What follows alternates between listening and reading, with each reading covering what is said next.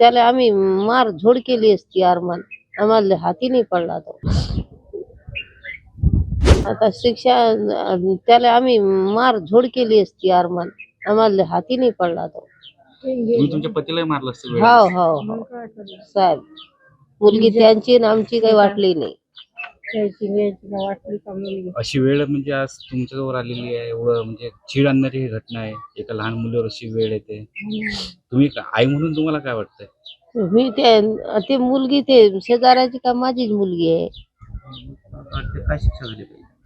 आता त्यांची शिक्षा जे सरकारी नियमामध्ये जे झाली ते तयार आहे. आम्ही काय सांगणार. आणि तुमच्या हातात आलं तर तुम्ही काय शिक्षा देणार?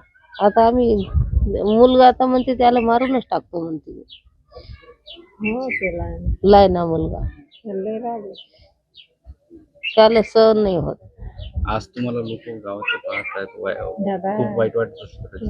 वाईट म्हणजे मला असं वाटतं की मी स्वतःच मरून जायची.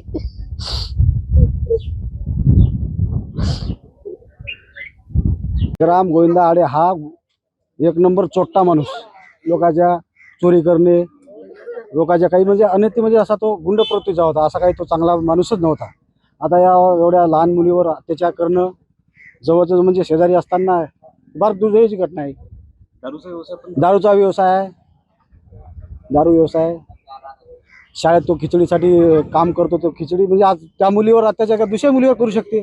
कुठं ठेवायच्या लायकचा माणूस नाही. यार खरोखर कठोर कारवाई झाली पाहिजे. त्याच्यावर फाशीची शिक्षा झाली पाहिजे. तसं गावकऱ्याच्या वतीनं झाली पाहिजे त्याला. महाराष्ट्रातील सर्व बातम्यांचे विश्वासार्ह व्यासपीठ, सकाळच्या सर्व सोशल मीडिया प्लॅटफॉर्मला लाईक, फॉलो आणि सबस्क्राईब करा. तसंच सर्व नोटिफिकेशनसाठी बेल आयकॉन प्रेस करायला विसरू नका.